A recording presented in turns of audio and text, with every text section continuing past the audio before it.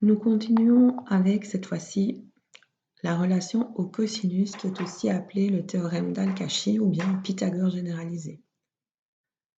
Alors elle est un peu difficile à lire, la voici. Dans tout triangle, le carré d'un côté est égal à la somme des carrés des deux autres côtés, diminué du double produit de ses côtés par le cosinus de l'angle compris entre ces côtés. Autrement dit ici, A carré est égal à B carré plus C carré moins 2BC cosinus alpha.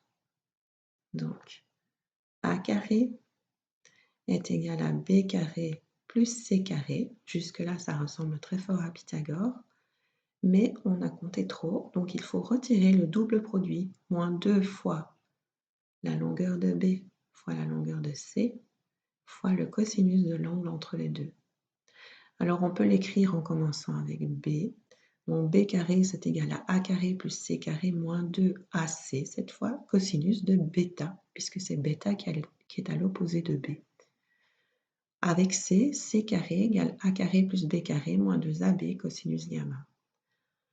Donc, à nouveau, nous travaillons dans un triangle quelconque grand A, grand B, grand C, avec des longueurs de côté petit a, petit b, petit c, et des amplitudes d'angle alpha, bêta, gamma, toujours positionnées de la même façon. Et je vous laisse réécrire la thèse. Je pense que maintenant, vous l'avez finalement déjà mémorisée. Alors, on va démontrer la première. Donc, A carré égale à B carré plus C carré moins 2BC cosinus alpha. Et pour ça, comme dans la plupart des démonstrations de ce chapitre, on va commencer par tracer une hauteur. Alors, on va commencer par tracer la hauteur BH. On vient noter le point ici, grand H. On vient noter que ici nous avons des angles droits et donc notre triangle grand A, grand B, grand C est finalement séparé en deux triangles qui cette fois-ci sont rectangles. ABH est rectangle et BHC est rectangle. Alors nous allons commencer dans BCH par écrire la relation de Pythagore. Donc BC au carré est égal à BH au carré plus HC au carré. Donc allons voir.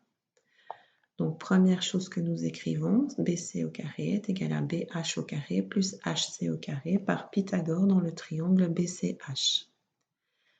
Alors ensuite, nous allons travailler la distance HC. HC, c'est ceci. Mais c'est aussi la différence entre AC et HC.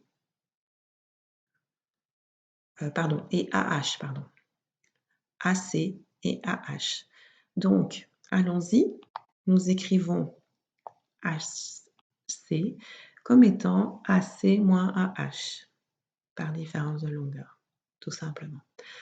Alors, après, c'est une étape de calcul, on développe le carré de la différence. Donc, BC au carré est égal à BH au carré plus AC au carré plus AH au carré moins 2, le double produit, moins 2 AC AH. Pour passer de cette ligne-ci à cette ligne-ci, en fait, nous avons tout recopié sauf ceci, BH au carré et AH au carré. Et ce qui est apparu, c'est AB au carré. Alors, ça ressemble très fort à du Pythagore à nouveau, donc nous allons aller voir dans quel triangle c'est. Et c'est dans BHA. Donc, allons-y. Donc, dans ce triangle rectangle-ci, nous avions BH au carré plus AH au carré et nous le remplaçons par AB au carré. Il nous reste une ligne. Alors, pour passer de cette étape-là à cette étape-ci, nous allons regarder le cosinus alpha dans le triangle BHA. Alors, le cosinus alpha dans le triangle BHA, cosinus alpha dans ce triangle-ci, c'est égal à AH sur AB. OK? Donc, AH, ici, c'est égal à cosinus alpha fois AB. Donc au final, on vient d'écrire que BC au carré est égal à AC au carré plus AB au carré moins 2 AC fois AB fois le cosinus alpha. Et on est au bout parce que si on remplace BC par sa valeur de longueur de côté, c'est du A, donc BC au carré c'est A au carré, AC c'est du B, donc on remplace AC au carré par B au carré, AB c'est du C, donc C au carré, et on continue, moins 2BC cosinus alpha. Donc on vient de prouver la première égalité. Et pour faire les deux autres, eh bien, vous le faites en vous entraînant, et l'astuce, c'est évidemment de choisir des hauteurs différentes. Le principe reste le même.